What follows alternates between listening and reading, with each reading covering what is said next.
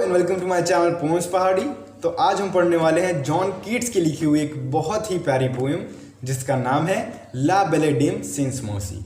ये एक French title है जिसका इंग्लिश ट्रांसलेशन होता है अ ब्यूटीफुल गर्ल और a beautiful woman without mercy. La belle dame sans merci एक बैलेड है। बैलेड क्या होती है? बैलेड एक डांसिंग सॉन्ग और एक ऐसी पोएम जिसमें कि एक स्टोरी बताई गई हो, और हमारी इस पोएम में भी एक स्टोरी बताई गई है। हल्का सा एक बैकग्राउंड मैं इसको दे देता हूँ आपको कि जॉन कीट्स एक फ्रेंच गर्ल फैनी ब्राउन से बहुत प्यार करते थे, लेकिन उसने इनको रिजेक्ट कर दिया। So he was very much in pain, वो उनको बहुत तकलीफ थी और उसके बाद ये पोएम इन्होंने लिखी। And one more thing about Keats that he died at the age of 25। वो 25 साल की उम्र में ही उनकी डेथ हो गई एंड उसका रीज़न ट्यूबरक्लोसिस था। सो this poem is basically divided into 2 parts. 2 part में ये पोएम है। 3 पार्ट में 3 स्टैंजाज में इसका एक क्वेश्चन रखा गया है और बाकी स्टैंजाज में उसके आंसर हैं। इसमें हमारा मेन प्रोटेगोनिस्ट एक है, वो है एक नाइट। नाइट क्या होता है? नाइट एक हाई रैंक का सोल्जर होता है जो कि एक्चुअली में यहाँ पे John Keats. So let's begin with this first stanza. So Keats says, "Oh, what can ail thee, night at arms, alone and palely loitering?" So he says, वो पूछते हैं उस नाइट से, उस हाई रैंक के सोल्जर से कि oh what can ail thee? ail means दुख, परेशानी, तकलीफ। what can ail thee? thee means you। तुम्हें क्या परेशान कर रहा है, तुम्हें क्या तकलीफ पहुंचा रहा है, तुम्हें किस चीज़ ने पहुंचा दी तकलीफ? ए night, oh what can ail thee, night at arms, you are heavily loaded with arms। so कहते हैं तुम अस्त्र और शस्त्र से लदे हुए हो, तुम्हें किस चीज़ ने परेशान कर दिया?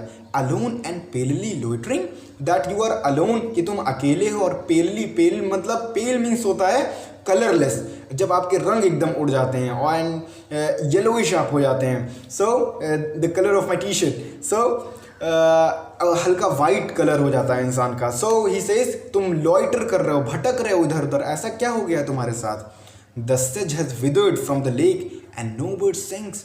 और एक ऐसे मौसम में जहाँ पे सेज एक सूखी हुई घास जैसा पौधा होता है जो कि पानी में रहता है, लेकिन अब इतनी ठंडक है वहाँ पे कि पानी भी जम चुका है और वो पौधा भी सूख चुका है। द सेज इज विदर्ड, सूख चुका है। एंड नो बर्ड सिंग, और कोई भी पक्षी गाना नहीं गा रहा है। मतलब इतनी ठंडक है कि पक्षी गर्म जगहों पर यहाँ से चले गए हैं, यहाँ पे पूरा सन्नाटा है, तो तुम क्यों यहाँ पे अकेले अकेले भटक रहे हो? तो so the next stanza goes like this, O what can ail thee, knight at arms. Again this first line, the same line, फिर से वही क्वेश्चन, तुम्हें क्या परेशान कर रहा है? सो हैगर्ड एंड सो वो बी गॉन। हैगर्ड मीन्स चिंतित, परेशान, इतने परेशान कैसे हो तुम? सो वो बी गॉन, वो मीन्स क्राइंग, एकदम दुख, अत्यंत दुखी कैसे हो तुम, इतना दुख कैसे है तुम्हारे चेहरे पे? The squirrels granary is full and the harvest is done. So he says अब ऐसा टाइम है कि स्क्विरल ने भी अपनी ग्रैनरी को, अपनी कोठरी को पूरा अनाज से भर लिया है, सामान से भर लिया है, ताकि उसको ठंडक में बाहर ना निकलना पड़े। हार्वेस्ट इज डन, किसानों ने अपनी फसल को काट लिया है, हर इंसान अपना काम कंप्लीट कर चुका है, वो अपने घरों में है, लेकिन तुम क्यों भटक रहे हो इस रात में, इस ठंडक में? I see a lily, next stanza goes like this, I see a lily on thy brow with anguish moist and fever dew। So he says I see a lily, lily is a white flower, so he says I see a lily on thy brow, मैं तुम्हारे bro पे, तुम्हारे माथे पे मैं एक lily जैसा colour देख सकता हूँ, सफ़ेद कलर हो चुका है तुम्हारे माथे का। With anguish moist and fever due, और एंग्विश मोइस्ट, तुम्हारे चेहरे पे एकदम मेंटल टेंशन दिख रही है और पसीना दिख रहा है। फीवर ड्यू, जो बुखार के बाद एक ड्यू आ जाती है, पर्सपिरेशन, बीड्स ऑफ पर्सपिरेशन देख सकता हूँ मैं तुम्हारे चेहरे पे। And on thy cheeks a fading rose fast withereth too, और तुम्हारा चेहरा एक गुलाब जिसका रंग विदर होता जा रहा है, उड़ता जा रहा है, उसकी तरह। मतलब तुम्हारी हेल्थ बहुत डाउन होती जा रही है, ऐसा मुझे लग रहा है। तुम्हारा चेहरा सुर्ख गुलाब से अब सफ़ेद रंग का होता चला जा रहा है, जो कि पहले बहुत हेल्दी थे तुम, अब लग रहा है तुम बहुत ही वीक होते जा रहे हो। ये 3 स्टैंजाज में क्वेश्चन किए गए हैं। अब नाइट आंसर करता है। उस नाइट से पूछा गया पहले 3 स्टैंजाज में कि तुम क्यों भटक रहे हो जब सब लोग अपने घरों में हैं। So now the knight will answer all these questions कि वो यहाँ पे क्यों भटक रहा है. So he says I met a lady in the garland, तो in the मीड्स. So he says मैं एक लेडी से मिला ग्रासलैंड्स में. मीड्स मीन्स ग्रासलैंड में. मैं उन घास के मैदानों में जो कि हिल के साइड की तरफ है वहाँ मैं एक लेडी से मिला. Full beautiful, a faery's child. She was full beautiful, मतलब she was very beautiful. And a faery's child, it seem like वो परियों की बेटी है. A faery's child.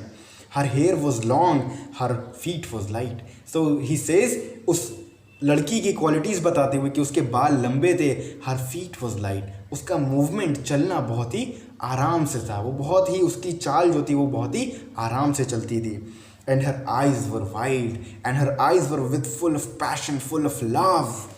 So now the next stanza, I made a garland for her head and bracelets and fragrant zone, and she looked at me as she did love, and made sweet moans.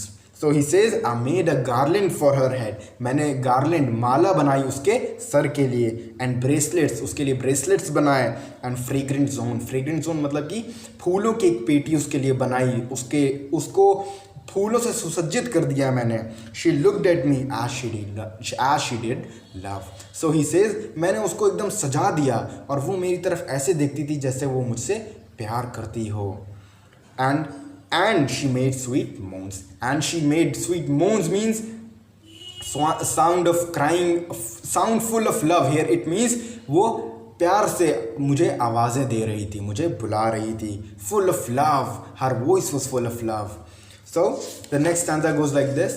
I set her on my pacing steed. Steed is here horse. तो मैंने यहाँ पे अपने मध्यम गति से चलते हुए घोड़े पे उसको बैठा लिया. मैंने उसको अपने घोड़े पे बैठा लिया. नाइट्स हमेशा घोड़ों पे ही चलते हैं. And nothing else saw all day long. And nothing else I saw. मैंने और कुछ नहीं देखा, मैं सिर्फ उसी को देख रहा था. वो इतनी खूबसूरत थी.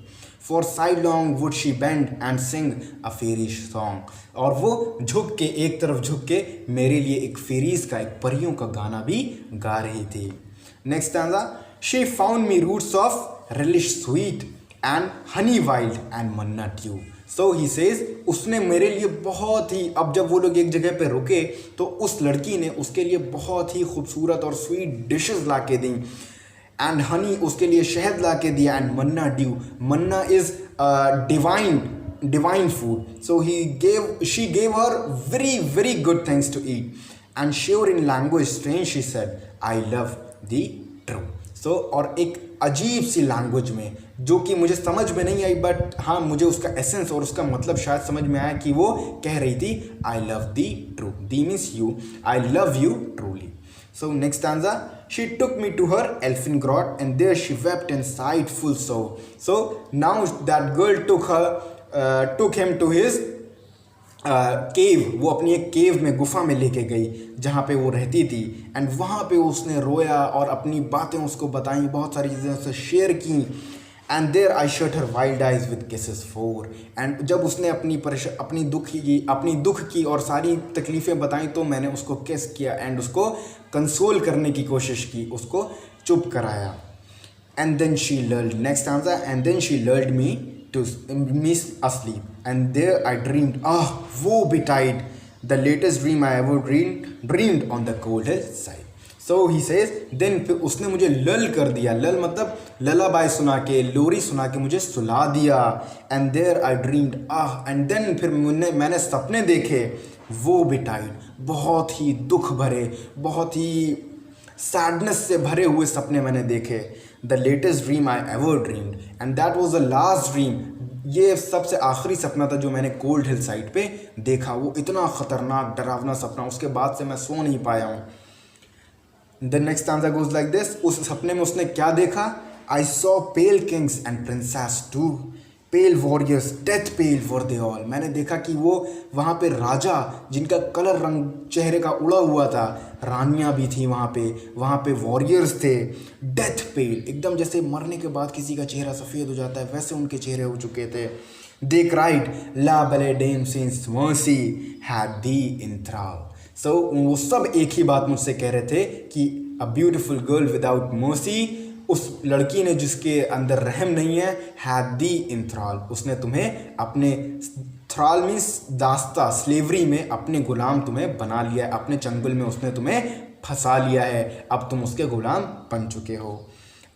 I saw their starved lips and gleamed with horrid warning, gaped wide, and I awoke and found me here on the cold hillside. So I saw their lips were glooming. मैंने उस बुझते हुए उस दिन में मैंने देखा उनके होंठ सूख चुके थे, एंड वो एक बहुत ही हॉरिड वार्निंग दे रहे थे, उनके मुंह खुले हुए थे जैसे उनको पता नहीं क्या उन्होंने शॉकिंग देख लिया हो। एंड आई अवोक, और जब मेरी आंख खुली उस भयानक सपने, उस नाइटमेयर के बाद, तो मैंने अपने आप को यहाँ अकेला इस कोल्ड हिलसाइड के पास पाया। उस सपने में उनके चेहरे बहुत ही डरावने लग रहे थे। And this is why last stanza goes like this, and this is why I sojourn here, I move aimlessly, alone and palely loitering. इसीलिए मैं यहाँ पे पड़ा हुआ हूँ, घूम रहा हूँ अकेला। Though the sedge has withered from the lake and no bird sings. भले ही यहाँ पे प्लांट सारे सूख चुके हैं, झीलें जम चुकी हैं और पक्षी अपने घरों को जा चुके हैं, लेकिन मैं अकेला यहाँ पे घूम रहा हूँ। So Keats conveyed his story, अपनी कहानी उन्होंने बताई कि क्या उनके साथ हुआ। उस लड़की के रिजेक्ट कर देने के बाद Keats was shattered, but he created very beautiful poems. So this poem is included in your curriculum. अगर आपके साथ भी कभी ऐसा होता है that you go through a heartbreak, और if somebody rejects you, then you have to focus on your life. You have to focus on things that are important. Love will come to your life eventually, and it will come on right time. You don't have to skip the steps. आपको अभी अपनी पढ़ाई पे ध्यान देना है, then आपका career है, देन फिर आगे बाकी चीज़ें होती रहेंगी। सो कभी भी सैड मत हो जाइए, सैडनेस के अंधेरों में मत चले जाइए, और हमेशा लोगों से बात करते रहिए, टच में रहिए, एंड एक बहुत ही मेहनत के साथ अपनी पढ़ाई को, जो कि अभी आपका प्रेजेंट काम है, उसको करते रहिए। आई होप आपको ये पोएम समझ में आई होगी। अब मिलते हैं नेक्स्ट सेशन में। Till then take care and bye bye.